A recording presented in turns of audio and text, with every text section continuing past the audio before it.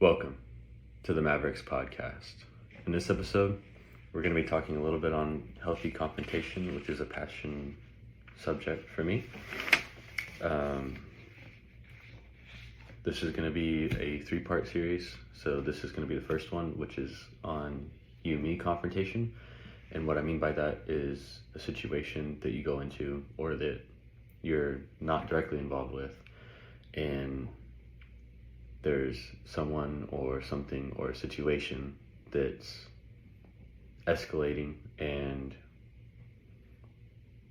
from a leadership standpoint, you want to go in and take action and try and shift the momentum of that conversation into a more positive view.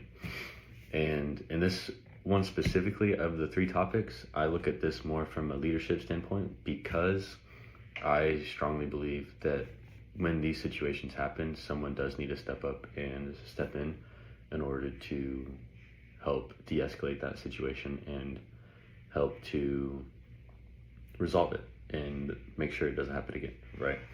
So that's kind of the standpoint that I have around this as we continue with this talk. This is going to be hopefully more of a conversational topic. I don't have anyone here with me, so it's just me today, and we'll see how that goes because I've never done it by myself before. So with that being said,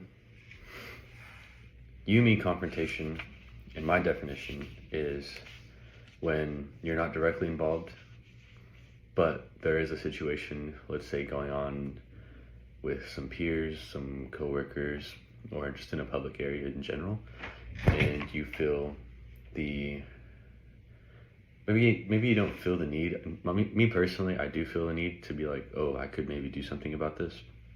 But just in general, like it makes a lot of things uncomfortable in that area, especially if people are yelling and escalating the situation. So in my opinion, this is, at least from my experience and what I've put together, something that I think is a positive way to combat that and make it die away or go away in a smoother manner. And I'm going to put up some notes too, if I can see my mouse. Okay, let me make sure that's still recording. Okay.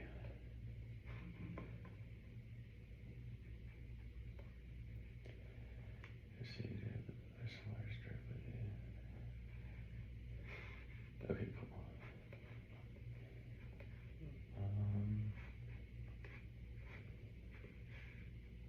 There we go. Okay, so with this topic specifically, I want to make this go away because that's annoying. Sorry about that. I guess I should have set this up correctly the first time. Okay.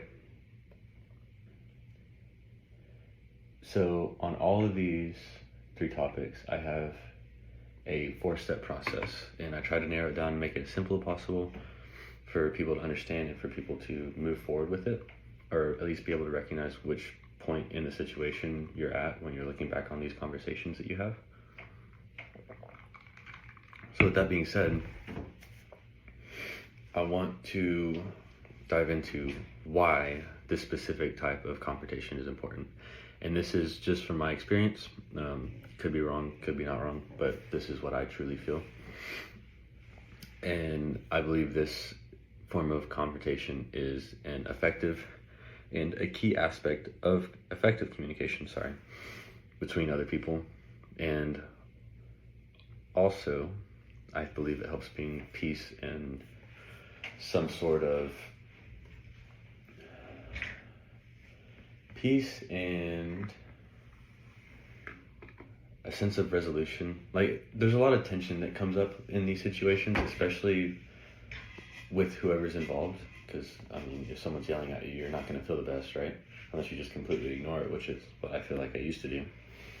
But just from that standpoint alone, it's like no one wants to be in that situation, and we're all going to have to be at some point in our lives. We might as well be able to handle it properly.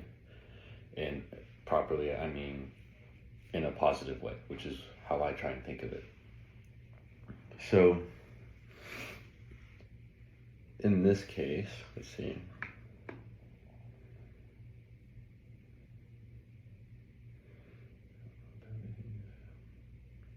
This is what I have written down, I guess, as of right now, so you guys are in the loop too. I wrote, in the process of outside conflict introducing itself, whether directly to you or in your vicinity, there's a form of anger / negativity introducing itself. And we all know how badly things can go when negativity starts to spread, which negativity does spread, just kind of like an exponential graph. The more negativity you have, the more negative you tend to be, right? And it's the same with positivity as well. Because of this, we need to recognize what's going on fast and effectively. To start, this is going to be the first point, and this first point is to approach the situation. And what I mean by this is to solve a problem, you have to first realize there is a problem, and that's in any situation, right? So if there's a problem, we want to know that there is a problem so that we can figure out what the problem is and then also resolve it later. So in this case specifically, it can be very abrupt and very explosive, like someone yelling or throwing hands. And it also can be something subtle, like let's say in a workplace when someone's starting to be quiet when they're not typically quiet, there could be something stirring, and it could prompt someone closing themselves off for some reason. So, I mean, you might not know exactly what's going on, but there's a shift. You can notice a shift in the frequencies, or at least I do. And once you notice that shift, it's usually like, okay, something's going on. What can we do to figure out what it is, and then see if there's a way that we can solve it and help it be better in the future, or at least completely resolve it in general, right? Because typically tension just comes from a lack of expression that feels like, or that person feels like should be expressed. So, for instance, this is one of the topics that we'll go into later in another episode. Internal confrontation or internal conflict. I can't remember what it was.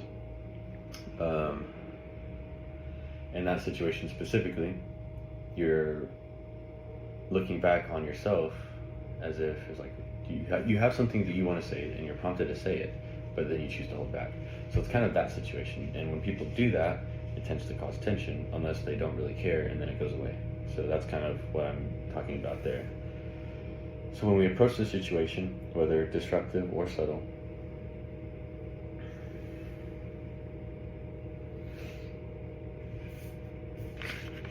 didn't write very much on that page actually. We want to try and notice the tension.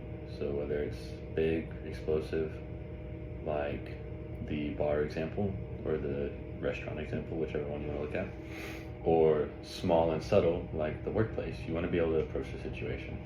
And kind of what I do is once I notice that something is going on, I try and find a way to ease myself into it subtly, I guess. So whether it's a workplace environment, in this case, if I see someone who's a little upset or a little on the unhappy side, I will make an attempt to approach in a way that seems friendly, which obviously I want that to be friendly. I'm not just trying to invade and figure out what's going on for my betterment. I genuinely want to help, right? So the idea is to approach the situation to kind of get a read on what's going on so that you have a better look at what could happen. The next step, the first step is pretty simple. It's just mainly recognition, which is kind of how a lot of these are going to be. But the biggest thing is we want to recognize what's going on, and because if we don't, then we have no idea, for one, what's going on, and two, how it could potentially be a problem going forward, and we want to solve the problem. So we have to notice the problem first. Anyways, step 2 is going to be building a connection. And the reason why I say connection specifically is because you don't want to just go into a situation and start speaking and be like, hey, you need to be doing this, this, this, and this, because that's just going to prompt more anger, especially if they're already upset. Or we could say, when you go to up to a coworker, in the other example, and just be like, hey, you're not performing well. I can tell that you're backing off. You need to get your shit together. Excuse my language. So that could be a thing. And there's no possible really positive reaction that can come out of it, because you're approaching the situation negatively, or at least in my opinion. And we want to not do that. We want to approach it with some sort of positivity, and we want to have that connection built, because it just makes everything a lot easier, and it also allows for possible new friends and possible just better life in general when you start connecting with people.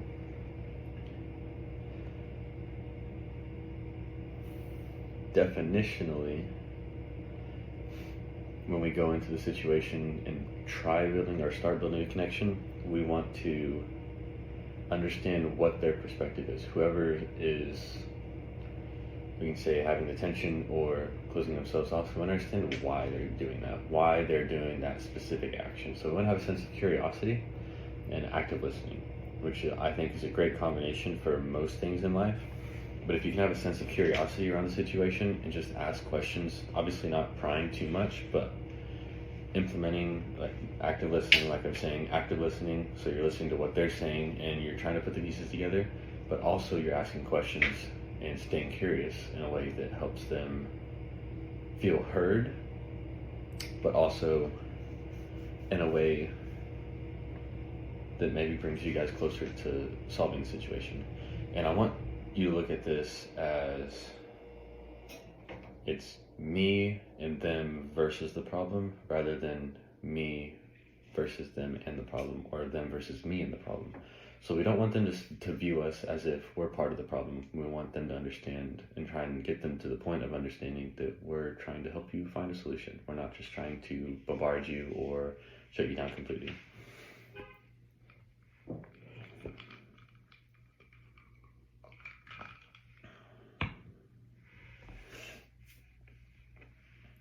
So, what I have written here, I kind of answer the question, why would we want to build a connection? And I'll just go ahead and read this off, because why not? I say why, because as you build a connection with someone, they begin to open up more, and as they start to share, you can start to hear pieces on why they're feeling the way they do, which is in this case, the form of active listening that I was talking about a minute ago. Some people are more obvious, some aren't. This is where you need to have in your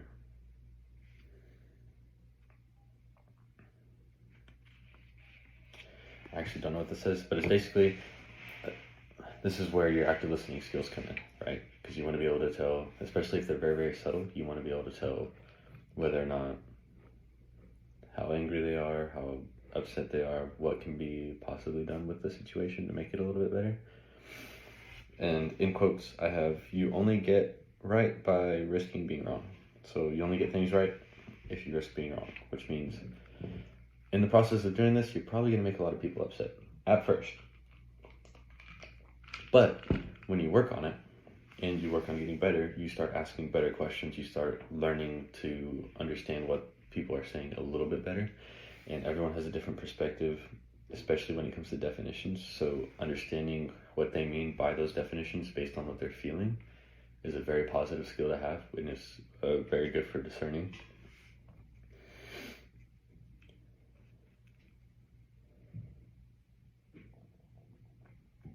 The next thing is just about the curiosity of part of things. So we want to be curious, and the reason why we want to be curious is because it helps us. It helps both sides open up in a way. So you're asking questions to try and understand, and they're hopefully answering back in a way that helps them open up to you, and also creates a vulnerable space for them to where they feel safe enough to just vent. And a lot of people just need to vent in these situations. There's a lot happening, and then something just snaps and breaks that straw. So now they need to share, or need to share. It's an outburst, it breaks, and now they're taking it out on other people who probably don't deserve it. In any case, we want to be able to address those things. Another thing to remember before we go on to the next step, don't tell them the answer. Guide them to it. It may seem simple to just say the reason why everything is happening, especially when you have experience reading the room.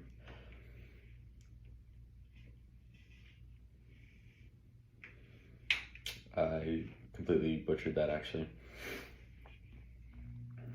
No one really learns from you telling them to do something. And what I mean by that is, yeah, if you tell someone to do something, but they do it, and they don't question, they don't do anything, maybe it's a good little henchman. But in this case, we don't really need a good little henchman. We need someone who understands why the situation needs to come to a halt or why it needs to be resolved. And in my experience, it's easier. I've had a lot of pushback just trying to tell people the answer rather than helping them understand why the answer is the answer. And that comes from laying out pieces in front of them for them to put together, whoever these people are.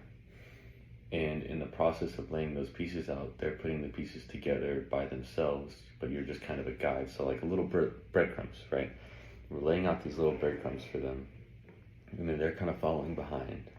And then eventually they get to the end, they find a solution. And then we're all better for it. But it sticks with you. It sticks with you more when you put the pieces together yourself rather than when someone else puts the pieces together for you. It's just kind of like taking a back seat and letting someone drive off. You're like, oh yeah, just take me here, but I don't really care how we got there. You don't really remember much of it, right? Especially when you're driving, so like an Uber or something. But if you're directly involved with the process of getting there, especially if you have to look at a map or figure it out on a GPS without plugging it in, because that's basically like backseat driving, you're just following what the line says. If you have to figure it out yourself, there's a certain emotional attachment that comes with that, and because of that emotional attachment, it slowly kind of downloads in your brain and you remember it more, you remember it better. Whereas when we're just taking that backseat drive, we zone out a lot. And especially in my experience, and I've heard other people say it too, when you're in that sort of mode, you don't really pick up on your environment. Like you're outside, and you blink a couple times, and then all of a sudden you're 30 minutes down the road, and you're like, what the heck happened? I don't even remember the last 30 minutes, right? So it's kind of it's that perspective, I guess I would say, is you want to kind of have them in the front seat. You just kind of laying out the step and then letting them figure out what that step is and letting them see that breadcrumb to move them forward, right? Then this takes us to the third point: collaborate to find a solution. And with this one specifically, this is when we start moving past that connection. And now that we understand what's bothering them, what's going on in the situation, and why, let's say, why they have that tension built up, why they don't feel like they can share their emotions, maybe their boss makes them feel like not safe enough, or there's going to be some sort of repercussions for sharing their emotions, or in the case of the bar example, maybe they just had a really bad day and someone said something and it snapped and all of it came out at once. Either way, now that we understand the situation, we want to collaborate to find a solution. And I say collaborate because it's kind of the same concept. We don't want to just give them the answer because that's not helpful. I mean, if they listen and they go away, then it's solved, I guess, temporarily, but they don't understand why it's a solution, and we want them to understand why it's a solution, or why this works and what they were doing doesn't, because then it sticks with them, and we want that to happen so that we can solve something more permanently rather than just slapping a Band-Aid on it. So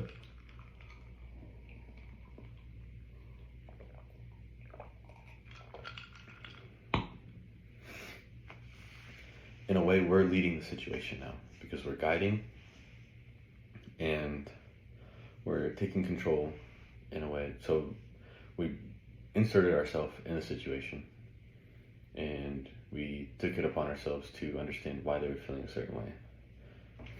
And in the process, we built a little bit of a connection, and we're starting to understand just a little bit better on what's going on and why it's happening and what triggered it in them.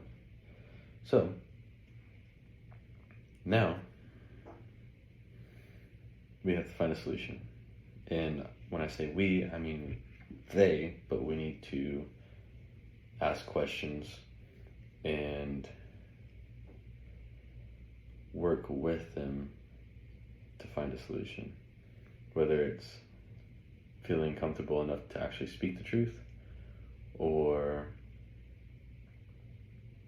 understanding that, yeah, this is a problem, but is it really smart to be taking it out on people who weren't directly involved, or just involved in general? And I think that the most anger-filled situations can be solved without violence, especially if you have communicational skills. So, I just had to sneeze for a second. It went away. Anyways, we want to be part of the solution. We don't want to be seen in other people's eyes as part of the problem. And that's what I was kind of mentioning earlier. And in order to do that, we need to be that guide. We need to guide them effectively and help them realize what that solution is, which I already said that before. I'm repeating myself, but I didn't realize I had already spoken on this paper. So that's my fault. Anyways,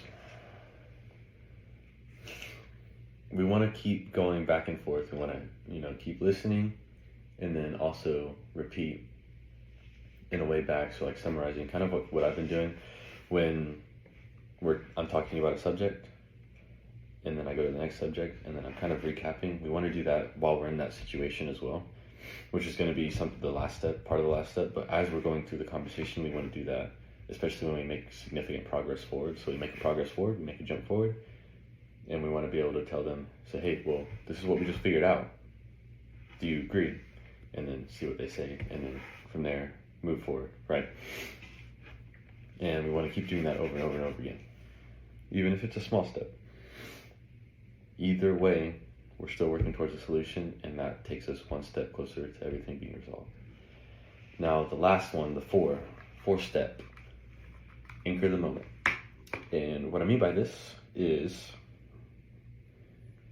we want to make sure that it's remembered in both their brains, or just that person, and we also want to make sure it's remembered in our brains. So we need to be able to go over the situation briefly together, and maybe you ask the question, is this necessary, or why is this necessary? The answer is no, it's not necessarily necessary. Oh, that was a weird tongue twister.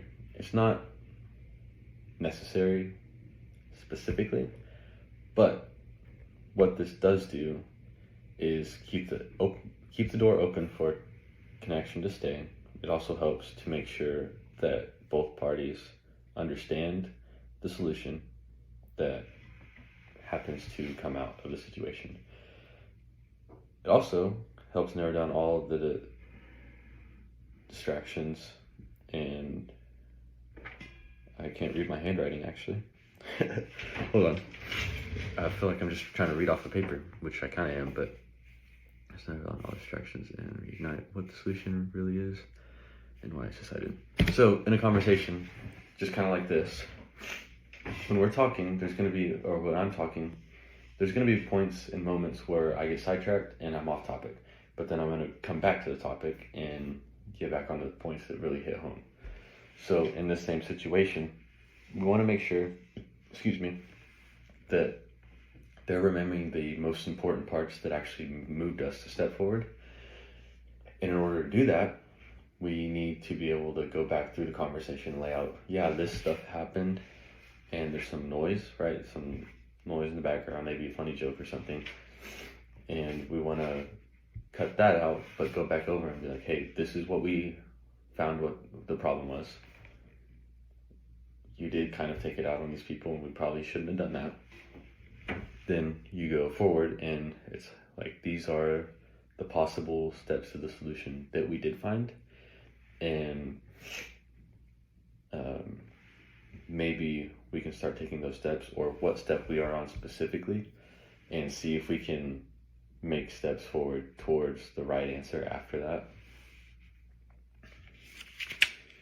And in the process of doing this, it helps make sure that everyone's on the same page, and that it significantly reduces the likelihood another situation like that will happen to them or to you in that specific situation, like involving the same people, because now we're working to find a solution instead of them just dwelling on it even after the fact, because anger doesn't really resolve anything. It just gives you a temporary sense of release, especially after the situation, because you do feel relieved, but then that anger is still going to be there, right? It's just going to be dampened for a while until the next time, and then it's just going to build up again and again and again until eventually it comes out.